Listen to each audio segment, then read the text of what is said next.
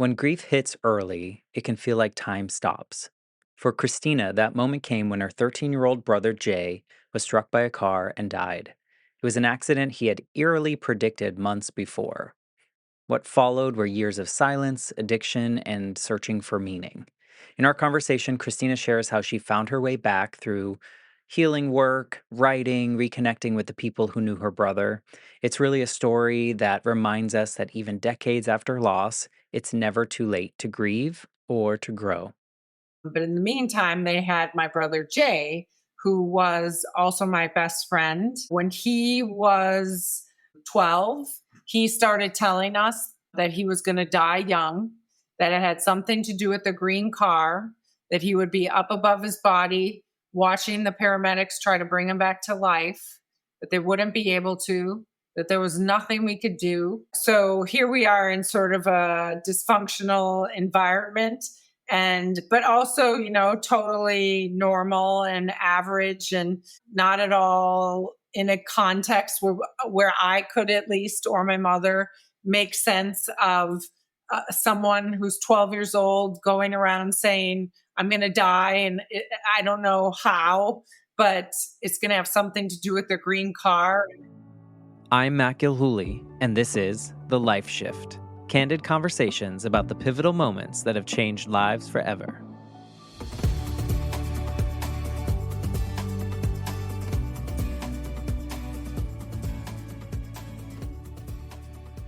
Hi, everyone. Welcome to the Life Shift podcast. I am here with Christina. Hello, Christina.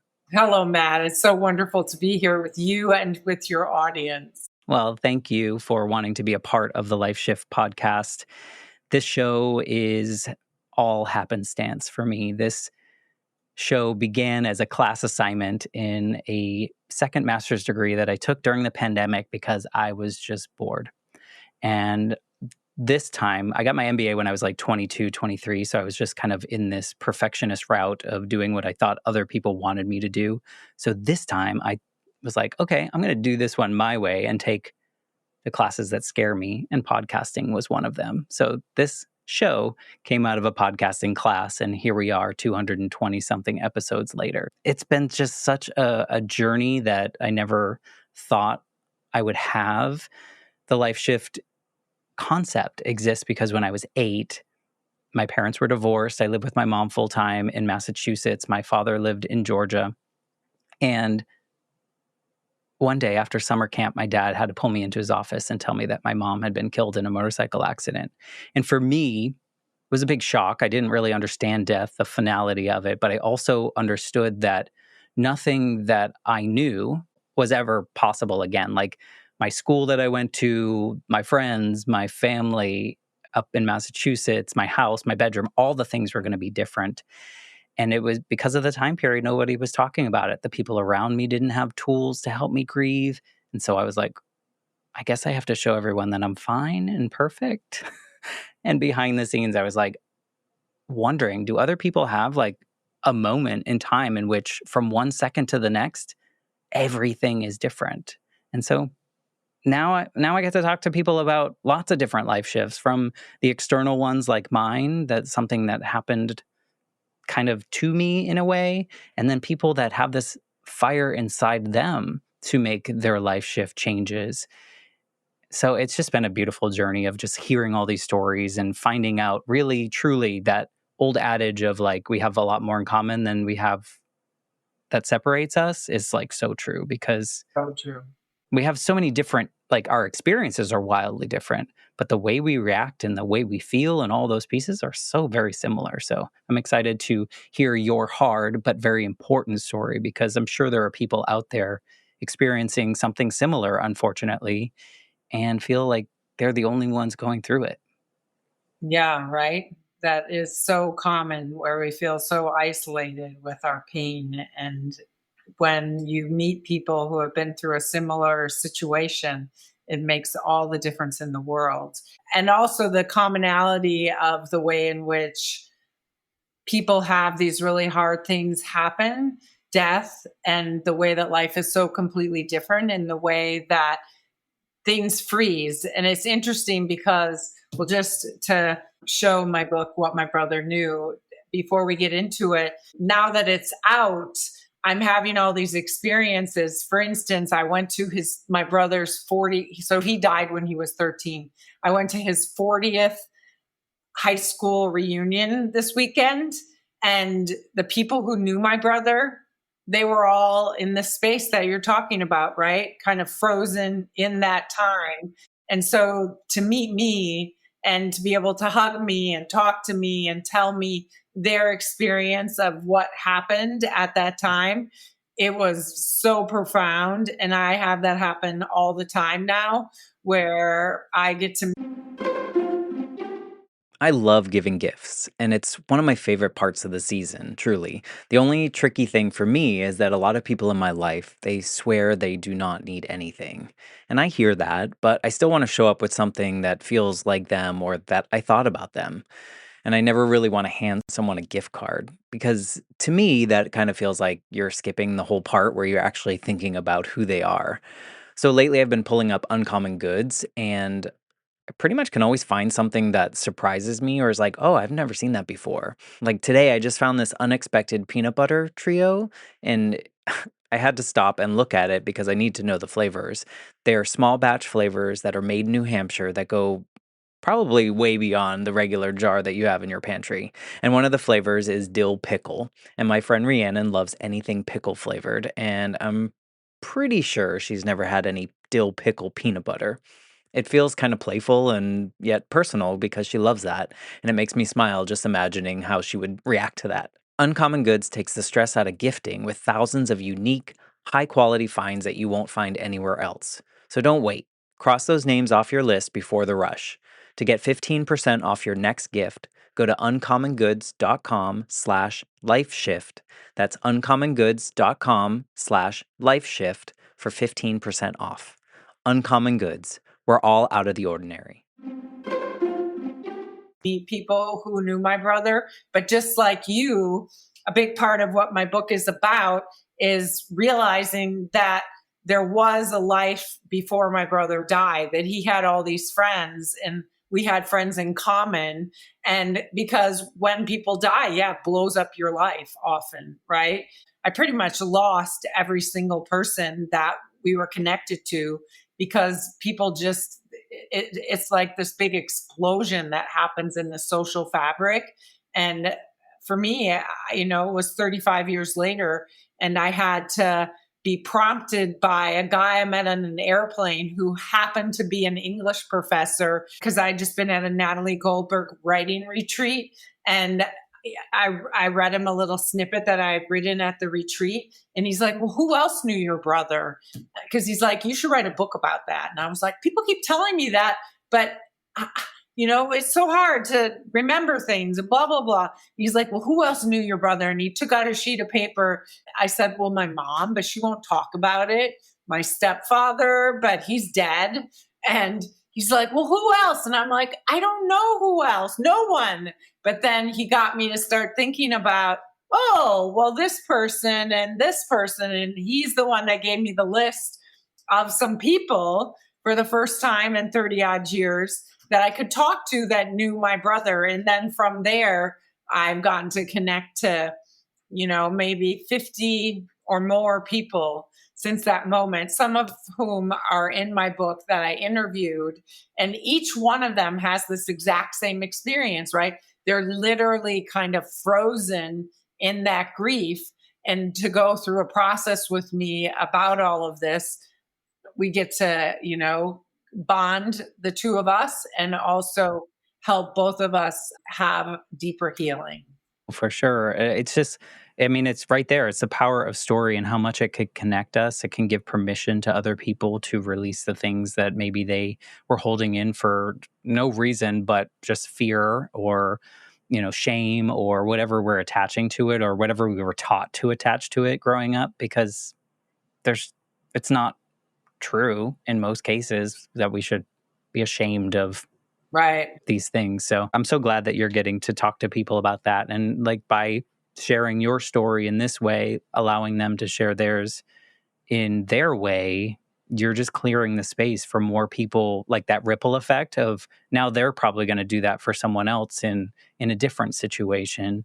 And it just creates more connection. And it's kind of what I'm trying to do here on the podcast is talk to people that I otherwise probably never would have talked to in life, right? And never come across, and be able to have these real conversations that about things that growing up in the 80s and 90s for me, I just wasn't allowed to talk about certain things. Like there was this condition of society that we just don't share those. So now I'm just like, here's everything, guys. Let's just go. The deeper, the better. Exactly.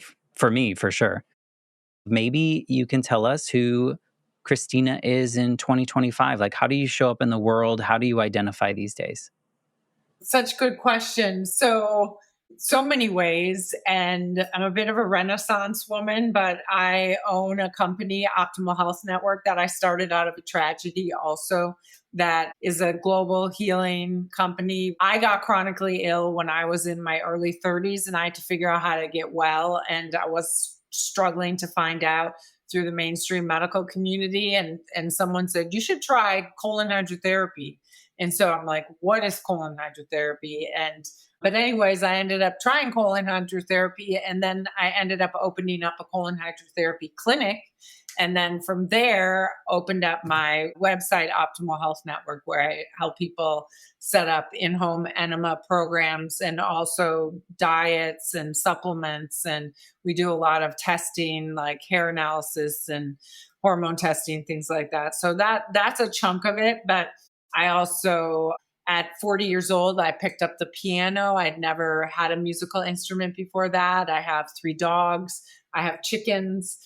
And I play pickleball. That's one of my great passions nowadays is pickleball.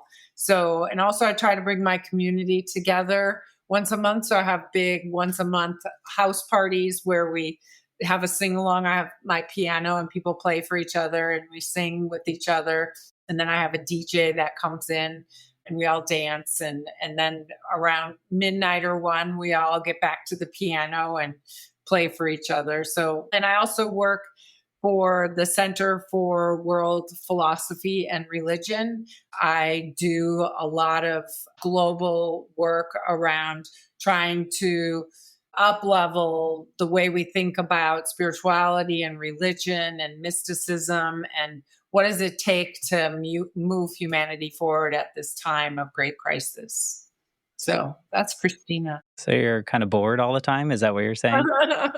Don't have much to do? No, I mean, it sounds like you're doing a lot of meaningful work. And I'm sure a lot of that stems from your own personal experience that when we go through something, we kind of find a little bit more purpose or a little bit more like, because we want to help others feel better because we know what it's like to feel like garbage in both physical, mental, spiritual, all the places. So it sounds like you're Yes. covering the bases. So why don't you paint the picture of the life of Kristina leading up to this pivotal moment that we're going to talk about today, the one that you feel really changed you and the trajectory of your life, and however much you need to give a little context to who you were and what life was like, that'd be beautiful. So I grew up in Madison, Wisconsin, in a very working class, raised poor community.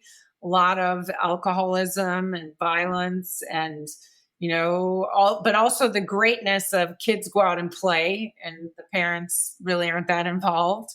That was a great part of it, actually, because in the neighborhood I grew up, there was like 30 kids and a marsh right there with a big nature area. And so we got to run around and play a lot.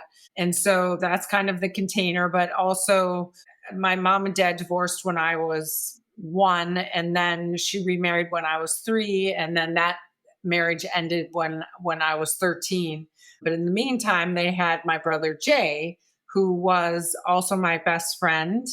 And so when he was 12, he started telling us that he was going to die young, that it had something to do with the green car, that he would be up above his body, watching the paramedics try to bring him back to life, that they wouldn't be able to, that there was nothing we could do.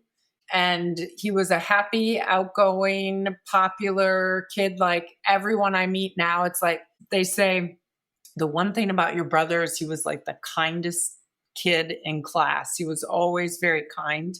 So that's been wonderful to hear and reconnect with. So here we are in sort of a dysfunctional environment, but also, totally normal and average, and not at all in a context where I could, at least, or my mother, make sense of someone who's 12 years old going around saying, I'm going to die. And I don't know how, but it's going to have something to do with their green car. And I just want you all to be prepared. So for a year and a half, he walked around, not constantly, not every day, not all the time, but key moments he would say, or just random moments, like he's running through the kitchen, from the TV room to the bathroom, and he'd say, it's not going to be much longer.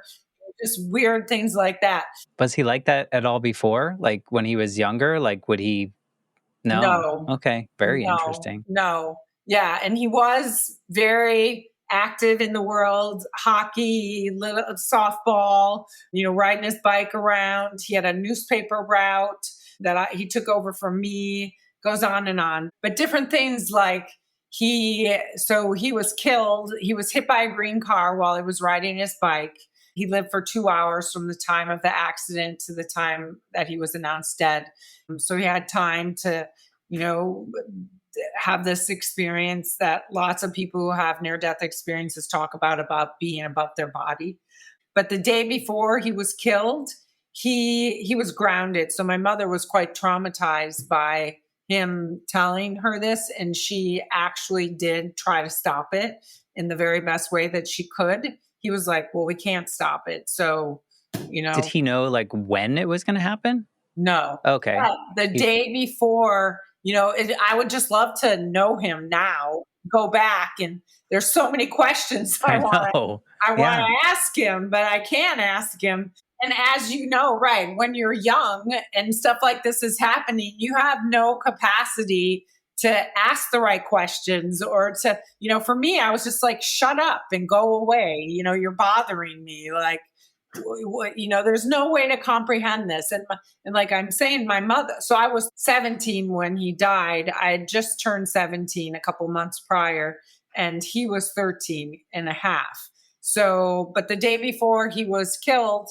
my mother's birthday is July 3rd, and he was killed on May 27th.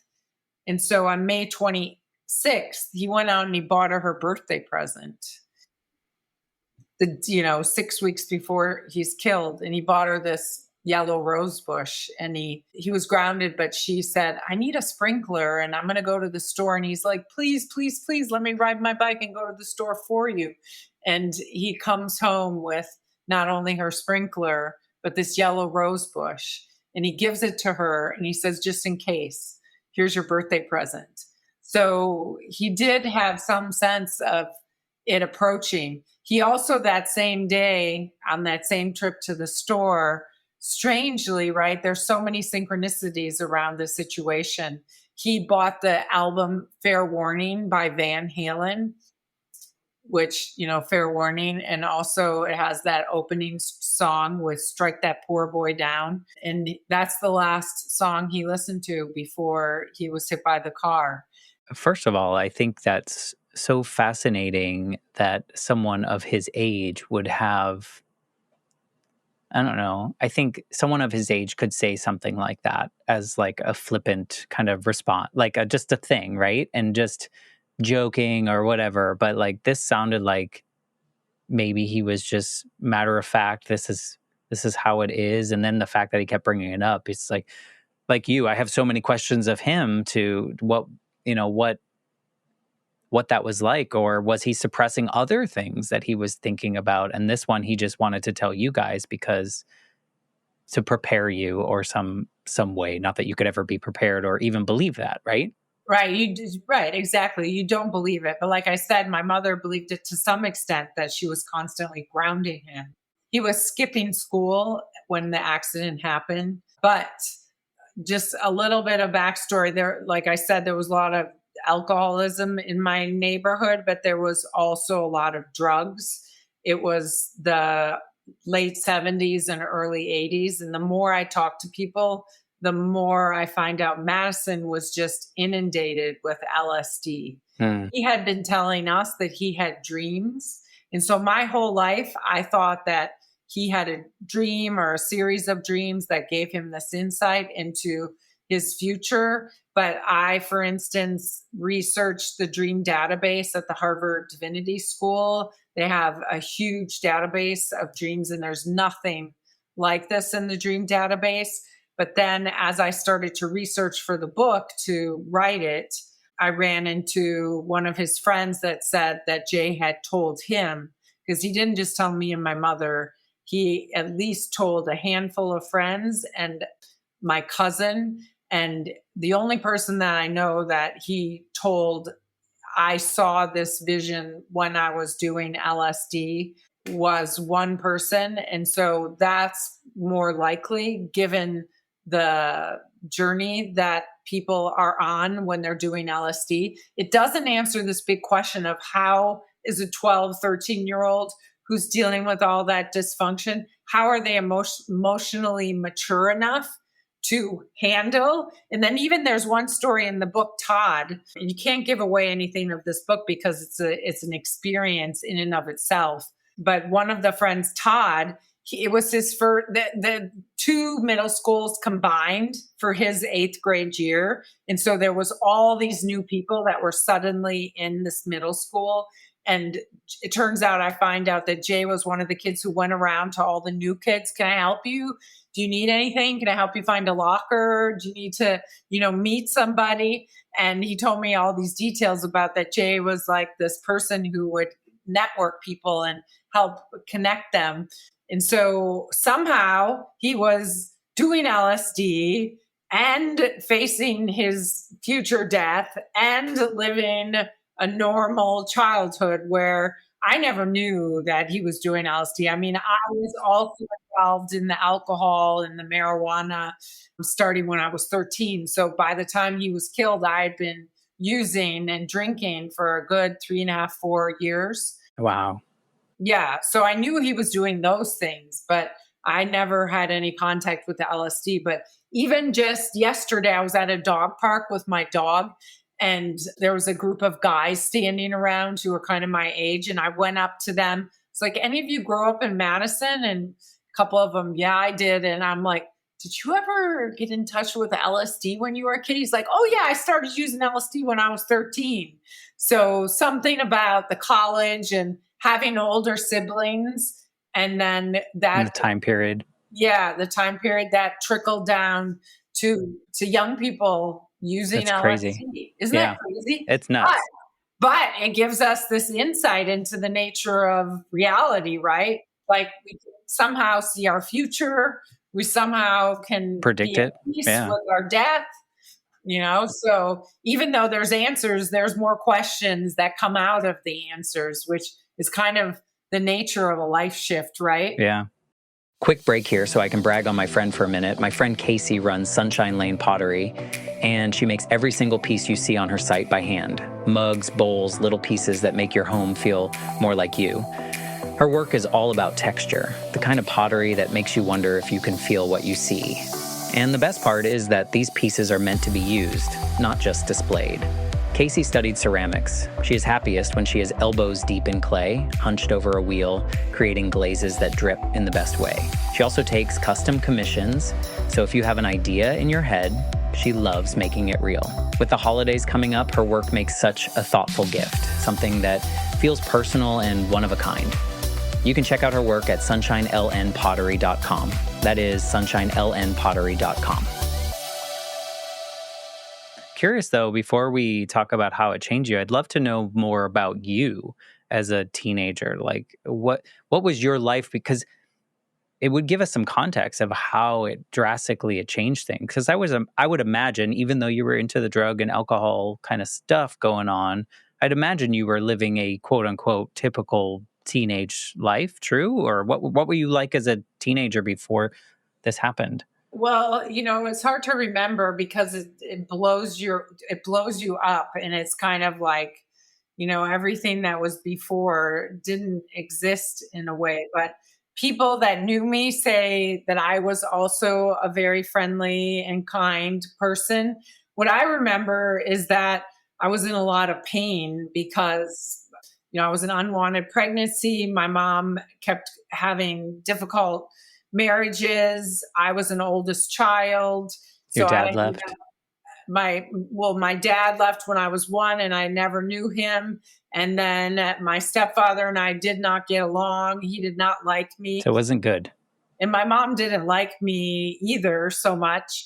So I even though I got to play and be outside and have a lot of fun and be free, I also had a lot of self-hatred. And Was it like an escape when you would go out and play and do the fun things? Was that like, well, absolutely, I like, can thank be God. myself?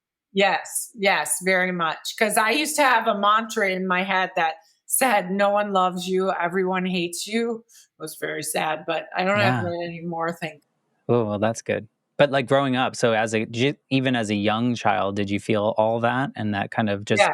gets even bigger as you get older and have Yes. more feelings in puberty and all the things that come along with that. Exactly. Mm, Right. Right. yeah.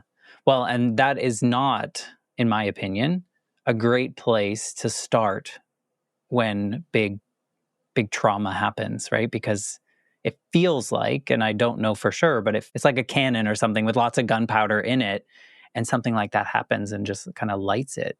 Did that happen to you? Did it push you in the wrong direction Oh, further? absolutely. For it pushed me further into alcohol and drug addiction and into having sex with anyone I could get my hands on. Attention, yeah, love. Yeah, just right, right. And so I think after that, 5 very, very wild, heavily using like when we're talking marijuana, like from the moment I woke up to the moment I went to sleep. And then there was periods where I was drinking, most of every day. Pretty dangerous life, would you say? Well, that was the thing. Like I started to be like, "Oh my god, I'm going to kill myself," because I was blacking out all the time. I was drinking and driving.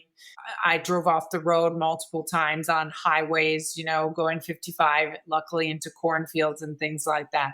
And I started thinking, I cannot let my mother lose her second child or, her only child, even though we had a difficult relationship.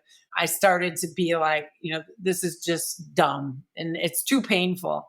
And I started cycling into wanting to quit, but not being able to, being like so hungover and feeling so bad about myself and so depressed where I was just binging on. This was like 10 years, right? Like 10 years. Well, I started when I was 13. And so I put myself into treatment when I was 22 years old. That's big. That's a Thank big you. decision. Like, good for you because Thank you. What happened is that in my drinking, I ended up meeting these people that went to the University of Wisconsin-Madison. And I suddenly was like, oh my God, there's a college in my town because no one encouraged me to go to school. And, I'm on the north side of Madison doing my thing and I'm working at McDonald's thinking I'm going to own a McDonald's and do that for the rest of my life. And then I quit and then I go to school and I get D's and F's, but I meet all these people who have bigger world views and from all over the world. And I start one of my friends, she's volunteering for peer and family crisis center. And she says, you should come do the 3-month course with me. And we hit alcoholism. And it was funny because part of the backstory is my mom and dad divorced when I was 1, but my biological father shows up at my brother's funeral. When I'm 17, I meet my biological father for pretty much the first time. And my mother and father, they get back together from then. And so they're together and then I get to meet so my brother dies and I get a whole new family. That saved my life very much. really, I because learned that could not too. it was a wonderful thing. That's great. It almost reminds me of your story about you lost your mother, but then you got your grandmother and what a big deal that was and how if that wouldn't have happened, then that wouldn't have happened. Yeah. when I heard you speak about that, like my heart just I love giving gifts, and it's one of my favorite parts of the season, truly. The only tricky thing for me is that a lot of people in my life, they swear they do not need anything. And I hear that, but I still want to show up with something that feels like them or that I thought about them. And I never really want to hand someone a gift card because to me, that kind of feels like you're skipping the whole part where you're actually thinking about who they are. So lately, I've been pulling up uncommon goods, and I pretty much can always find something that surprises me or is like, "Oh, I've never seen that before." Like today, I just found this unexpected peanut butter trio, and I had to stop and look at it because I need to know the flavors. They are small batch flavors that are made in New Hampshire that go probably way beyond the regular jar that you have in your pantry. And one of the flavors is dill pickle. And my friend Rhiannon loves anything pickle flavored, and I'm pretty sure she's never had any dill pickle peanut butter. It feels kind of playful and yet personal because she loves that, and it makes me smile just imagining how she would react to that. Uncommon Goods takes the stress out of gifting with thousands of unique, high quality finds that you won't find anywhere else. So don't wait. Cross those names off your list before the rush. To get 15% off your next gift, go to uncommongoods.com/lifeshift. That's uncommongoods.com/lifeshift for 15% off. Uncommon Goods. We're all out of the ordinary. ripped open. But yeah, I got two new brothers and a new sister. So I was in the class and it got to alcoholism. And I went home and I said to my dad, Dad, I think you're an alcoholic. And he says, No shit, Sherlock. That's what he said. And then it took me about another week to be like, well, I think I'm an alcoholic. And Yeah. then I decided to put myself into treatment and I put myself into a month-long program. And I from mean, commendable for a 22-year-old. Sometimes we think we know it all at 22, and that is a big choice. Like, I can do this myself. And you're like, actually, I don't think I can. One thing struck me though. You said you didn't want your mother to lose another child. And that's maybe part of the reason why you decided to get rid of this stuff in your life. Was any of that part for you? Or do you think that was you were doing that for her? No, I very much also was doing it for myself Okay, because good. I started to get really tired of the pain I was in. I wanted to die at that point. And so I Because of the pain. because of the pain, I wanted to die. I remember what like it was just, throbbing in my head. Just kill yourself, just kill yourself. It's so hard because this time period, it just sucks because had we had some of the tools that people have now, some of the outlets, some of the support, some of just like it more present in the world, both of us would probably be on a different journey right now, right? Because we would have had the help. Like when your brother died, maybe you had access to tools to help you grieve properly and not run into this. Or when my mom died, I could, maybe grieve at 9 or 10 instead of 30 something, like, and what would our lives look like? And so I think of like how people going through things now have all these modalities to think about and to lean into. Do you ever think about like what that would have looked like for you if you had access or the tools to kind of process things? Do you think your life would be wildly different, or do you think you'd be kind of similarly on this path? I feel very much like this path is where I belong, and Okay. I've been guided through many synchronicities. Since Jay died, I have frequently very common, like the reason that I opened up a website that parallels my healing work is because I met a guy that came to me for colon hydrotherapy, and he had the same name as my brother, Jay Phillip, not the same last name, but the same first and middle name. And he had the same accident as my brother. He got hit by a car while he was riding his bike. And when he came out of his coma, his colon didn't work. So he couldn't poop anymore. So he had to do enemas. And he came to me and he said, You need to open up. And this is 1998. So before the internet is getting going, he came to me and said, You need to open up a web store. And I'm like, What's What's that? that? But also, okay, because anything that parallels my brother's story, I You're always listening. follow that. I'm listening. So my life would be very different for sure if Jay hadn't died. And in terms of healing, it's hard to say, but I am very glad that people have a lot more, that a lot of people, obviously not all of humanity has access to the same resources, but in terms of, the circles that we run in, it sounds like people Yeah. do have better access. Yeah. And I just think, there's probably someone out here that is living your younger version story right now. And then hears you now talking about it in a reflective and also like very hard to say, I think this journey brought me to where I was supposed to be, kind of silver lining esque Right, feel to it, gives right. them hope, gives them permission that, like, okay, I don't want to just disappear or I don't want to die. I actually can do something like you did at 22. Again, huge, beautiful decision to put yourself into something that was probably going to be really hard. Was it really hard or did you find it easy to go through the rehab Oh, it's very, very hard. and you stuck with it And I stuck with it. Yes, and you made it through the other side to become. absolutely. So One, when you walked out that door, what did life look like for you in the following couple months when you walked out of that rehab? well, the first thing I did is I went to a halfway house where you are still kind of an inpatient, but you're also given a lot of freedom, but I only made it a day. Why is that? I just, I don't know. Not I enough freedom? didn't like it there. And it was only like 6 blocks away from where I lived with my mother at the time. But I went to 12-step meetings every day.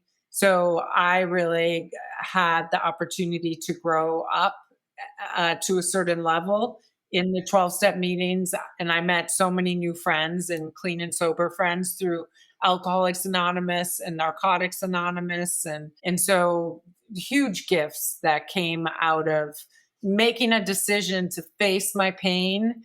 And certainly I've had to scream and sob and fight and cry and rage for hundreds of hours. I don't come to this moment easily. Perfect. Well, we're Well, all human. easily. Like I think tears are so underestimated,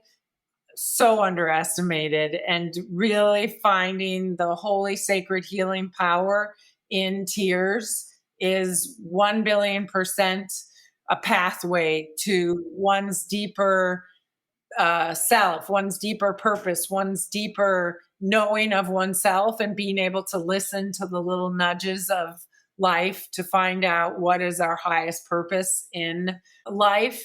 And also just this constantly turning towards Jay's story. For instance, like with my mother, she would never talk about it. I couldn't get her to like Still, you explore said. it, or well, she died in 2020. Sorry. So thank you. But that is a big part of the memoir as well. Me like shaking her and locking her in rooms, and we have to talk about this, That because generation, no. right. Well, and there's a story in there of what the first day, the night that Jay, he's pronounced dead at 3:20, right when school gets out. And my grandmother comes to our house at like 5 or 6 or whatnot. And my mother's like, terrible, terrible mess. And as you can imagine, and she's holding on to, I think, a sweatshirt of my brother's. And her mother just walks up to her and takes it away and says, you're going to need to let this go, now. And so I have found that having people to tell the story to, listen to me, hold me while I sob, there's just been nothing better. And also the lessons, like, I'm not, if I hadn't have looked at this and explored this, I wouldn't have gotten to understand about turning grief into awe and wonder, or the continuity of consciousness. What is the soul, and what does it mean that someone could see their future, and what is the nature of reality such that someone could be okay with dying? What do you mean up above the body, watching people work on you? Like, what is this world? And for me, the doorways that Jay has opened for me by being curious, by healing, by talking about it is just endless, to the point that I go to his 40th class reunion and I'm still opening my heart ever more and helping other people open their heart ever more. Kind of, it just goes on and on. Yeah. I will say, I mean, just hearing it, yes, Jay plays a role in this, but I think obviously you play a huge role in this. Like you are, Thank you. we don't give ourselves enough credit when we take things and like that part of our story. Like for so long, this is probably a terrible example, but growing up, because I didn't have the opportunity to grieve, I used my mom's death as like a crutch for me to get through life. So, for instance, if I did really well on something at school or I won some kind of award, it was because my mom was dead. I was the kid with the dead mom, so I got that award. And then if I did something bad, it was because my mom was dead. And so it was just this wasted energy that I was using to mask whatever grief I was going through. And once we hit the point of being able to talk about it and letting it out and the messiness in our head, when we put it out in words, it kind of puts it into a nice stack and we can kind of deal with it in an appropriate way.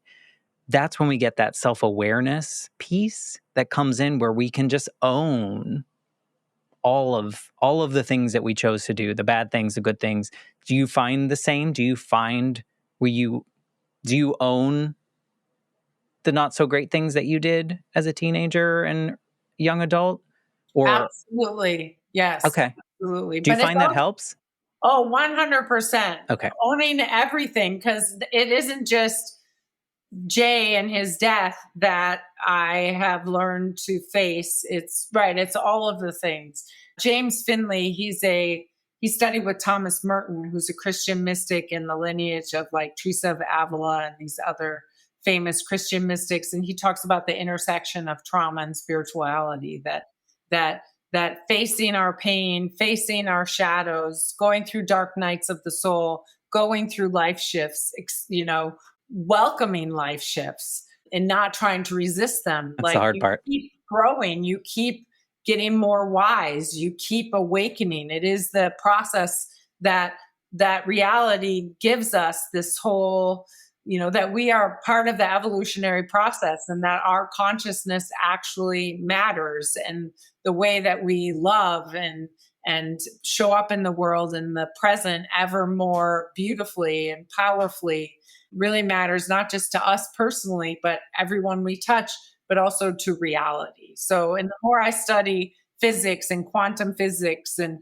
all of that stuff, the more I realize, like, and Dr. Mark Goffney, my spiritual teacher who I work for at the Center for World Philosophy and Religion, he talks about it. It's like you're growing God. You're literally, when you grow yourself and you're truly transforming, you are literally growing, the most beautiful thing that exists, like this eternal nature that is part of the cosmos.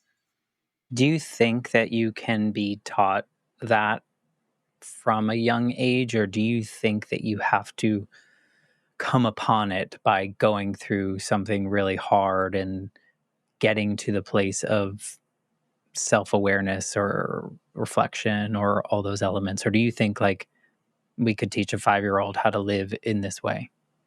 I think that's a beautiful question, and I think it's both.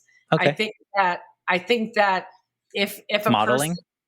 well, right, if the culture is such that the values of the culture are quite mature and there is a standard of uh, everyone living their hero's journey, then that's going to be more likely that individual people can follow that path. But if you have a very immature culture, which certainly I was growing up in, then you don't have the resources to be able to follow that path, right? And so You it had is the resources of right. It drugs is and alcohol, right? exactly, exactly. But you're also reminding me one of the things that I've experienced recently that I had never strangely experienced before is that, and you too, right? When you lose someone when you're really young, you you're you there's no way, I think, for a lot of us to have the capacity to process it with wisdom. However, my brother, he seemed to process it with wisdom. But the reason I say this is because the publishing company that I went with, She Writes Press, I'm now friends with a bunch of other authors who have also written books. And two of them I've read recently are about people who lose a sibling. And one of them lost a sibling when she was in her 30s, I think. And the way she could write about that, the way she could talk about that, I was just drooling on it. It's like, why couldn't I do that? But it just put me right back to that. I had to write a book that reflected the consciousness of when I was a child and how I would be with that. It's beautiful and the writing is mature, but it isn't from the mind of a 30-year-old or a 40-year-old, right? It is from the mind of a child, a teenager. So both and. Yes, I would agree with that. And I also agree with the other thought of, you mentioned it before, after my mom died, I had no clue. Figured it out in my 30s. All the while after my mom died, I got really close to my dad's mom. And when she was diagnosed with cancer, I was like, we're going to do this one right. Like, I know what I need. She's not going to tell me what she needs, but I know what she needs because I know her so well as well. And we had the most beautiful of endings together.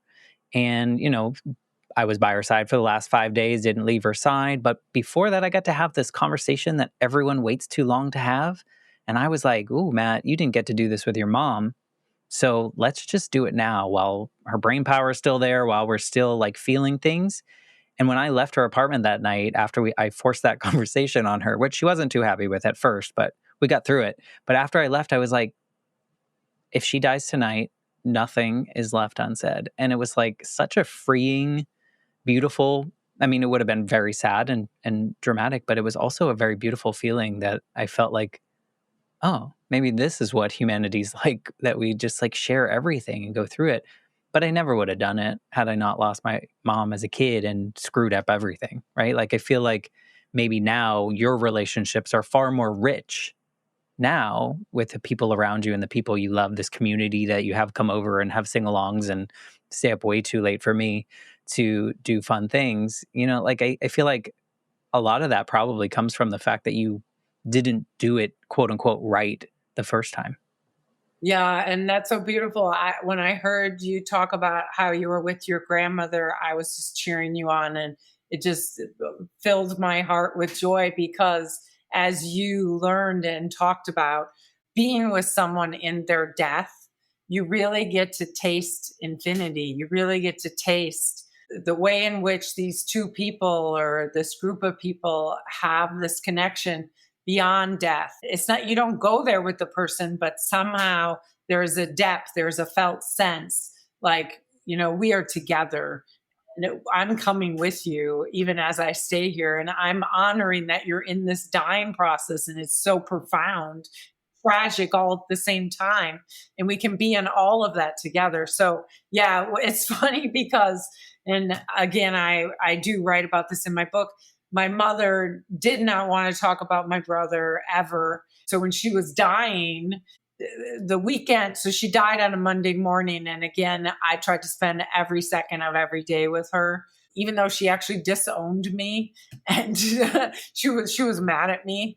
And for multiple reasons, partly because I was always trying to get her to talk about my brother. But anyways, I didn't care. I didn't care how my mother felt about me because she's my mother. I came out of her body and we have an eternal connection that, is real. And so, but it was the weekend. She died on the Monday and she was in hospice and she knew she was dying. And I wanted her to spend some time with the people that loved her. And she would have just naturally been with these people anyways. And I asked her, I said, is it okay if I invite your sisters over and we'll have lunch and a card game? She was playing euchre even 2 days before she died. And then the next morning I left, I came back and she's on too much morphine and she's not with it, but she sees me and she looks at me. She says, "Stop telling people I'm dying. That's your thing." Those were her last words to me. Yeah. So yeah, that fear of death, that resistance to death, or talking about it, or sharing it as a community process, it just no. You But broke it.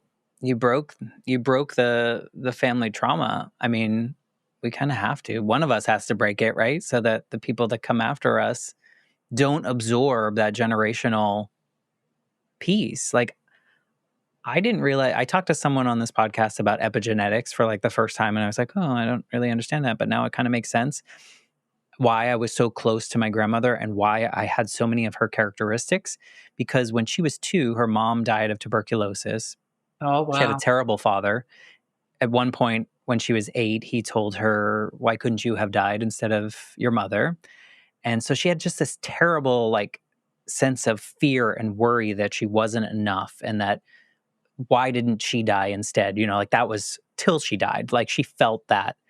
And it was so interesting to then, after she died, be like, I gotta put that piece down, because that doesn't need to go on. And no one, like my dad didn't do it. He didn't know how. He didn't recognize it, maybe. But then I was like, oh God, I got to get rid of this one. So yeah, it's beautiful when we can talk about the things that our parents couldn't because yeah, of whatever's built inside them. But yeah, and yeah. now we get to have these conversations. I'm super curious, as we kind of get close to the end here. Was that writing retreat when you first started like writing about your brother's death, or were you doing in little pieces like leading up to this? So writing is hard. Yes, it Writing is is. very hard. And so I don't so much identify as a writer, but what happened to me is that I went to Guatemala and with my 2 daughters. And when we were in the jungle at the beginning of the walk with a guide on this coffee farm, I said, "Oh, could we see a snake? Yo quiero un serpiente." He's like, "No, no, no, we can't see a snake." And I was like, "Well, I want to see a snake." And then it's like 3 hours later, and we're walking up the hill after this wonderful hike in the jungle with the volcano spewing off in the distance and people picking coffee beans. And my daughter grabs a limb of a tree and she shakes it and she says, "Look, Jonah," to this other friend we had with us, "it's a snake." And then he looks at her and then he looks behind her and there's a Fer de Lance, which is a Santa Barbara Amarillo snake. It's a yellow beard and it's a venomous, poisonous snake. So it's poised to strike her. And Jonah yells, "Snake!" pushes her out of the way. And then the guide comes and machetes the snake, sadly, to death. It turns out that if she would have been bit by that snake, she would have died because the venom, it dissolves you and it kills you within like an hour I or hate so. And snakes. we were like 3 hours from any antidote. And so I really wanted to, because the guide was like, "That snake is nothing. It's a garter snake. Don't worry about it. That snake wouldn't have hurt her." But I had taken a video of it. And so everyone I talked to, so I was taking notes on my phone, I was writing the story, and I was just on fire with, a mother's trauma and what just happened and what is this snake. And so I found someone who said, "Oh yeah, that was a deadly venomous snake." But then the whole time from that moment to being home, like 4 days later, I'm just writing all the details. And when I get home, at that point, I wasn't doing the 12-step program anymore. I was part of, for 20 years, I did reevaluation counseling, which is a peer counseling organization, and lots of turn taking and healing around everything. And I was having a co-counseling session with my friend and telling her the story and showing her all my notes. And she said, "You should take this writing course with this other friend of ours." And so I was like, okay. And it was contemplative writing in the tradition of Natalie Goldberg, writing down the bones, but also Julia Cameron, daily morning pages. So I started once a week going to the class, and we get prompts. And for 20 minutes, you write whatever comes to your mind. And then you read it out loud in the group. There's like 8 of us. So we spend 2.5 hours together or whatever. And my brother Jay would constantly come up. And so people were like, you should write a book about that. You should write a book about that. And so that led me to writing a book about my brother, Jay. Well, congratulations. As you said, it's not Thank you. easy and it's not an easy lift, even when it's done, right? Like you still have to go through the editing process and then dealing with querying or finding a publisher or however you need to do that. So, congrats on you for crossing that finish line. And now people can read this story and feel seen or validated or get inspired to do something because of the journey itself. So, good on you. Thank you very much, Matt. Curious as we kind of wrap up here, if you, this version of you, living purposeful, I would say, if you could go back to the Kristina, the 17-year-old who had kind of dismissed a little what your brother was saying, if you could tell her anything that night when you came back home from the hospital, is there anything you would want to let her know? It gives me shivers. I would want to just grab her and hold her and let her just sob and sob and sob and say, this hurts. And there's nothing we can do about the pain, but we can look at it together and we can go through it. And no pain is too great to grow through. Mm. It's beautiful. And those of us that I've talked to that have gone through something pretty traumatic, it's a very similar response. We needed to feel seen. We needed to feel validated in how we were feeling. We needed just to know that someone was there if we needed them. Beautiful. Right? Yes. All of that. Yeah. Yes. Great. So important. And I appreciate you going on this life shift journey with me and talking wherever the conversation goes. I think it's so meaningful to go down tangents if we find them, because we never know what we're going to find down those little roads. So I appreciate you going along with it. Thank you. Well, I appreciate you for doing this. It's really such a wonderful opportunity. I think of that 8-year-old Matt. If he could hear some of these conversations, he might feel a little different as he went through. But if he had heard Well, you this, let him hear those conversations, because supposedly it's a block universe and all time exists all of the that's true. time. That's So, true. He probably is right? listening now. He should. I think he's I listening. hope he's subscribing. So if people want to check out your book, they want to find you on social media or connect with you or tell you their story, what's the best way to get in your world, in your universe, and bother So you? multiple ways. One is there is a website. You can get the book on Amazon, etc. And reviews are super helpful. So if people do end up reading the book, if you write a review on Goodreads or Amazon or both, it's so helpful. But I have a website, KristinaAmelong.com. That's a good place to reach out to me about the book. If people want to reach out to me about my healing work, OptimalHealthNetwork.com is that website. And both of those websites have my email. So I totally welcome people to reach out to me with their stories or Yeah. whatever they have on their mind or Well, hearts. in my opinion, and you probably agree with this in your journey, is that sometimes sharing our stories out loud is so powerful for us, for just being able to tell it and tell somebody. And so I Mhm. think listeners out there listening, they're like, oh my gosh, I resonate with that so much. I've never really told anyone. I wonder if I could just tell her this resonated and here's why. We're giving that power to those people. So I hope you don't mind that I told them to reach out to you. No, I don't mind at all. Yeah. There's actually a story in my book. This is a good place to wrap up from, which is I meet this woman who had a near death experience and she never told anyone about it. And I wanted to listen to her over and over again. What happened then? What was it like then? What were the sounds? What were the smells? What did you see? What did you feel? And that literally, like, I could have listened to her every day. So often these very painful stories that we hold are some of the most interesting places to be with a person around. So I do agree. share your story. Yeah. I agree. And I always or often say that I relate to people more in the valleys of their lives than in the tall, tall mountain peaks, because I think that's where we really see that resilience and the grit and the scary part of how we got out of that valley. So kind of aligns. But in any case, thank you for being a part of the Life Shift podcast, Kristina. You're very welcome.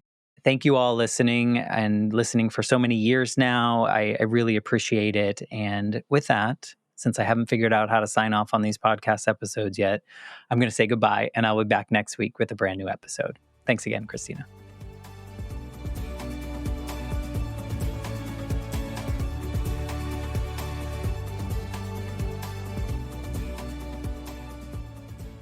For more information, please visit www.thelifeshiftpodcast.com.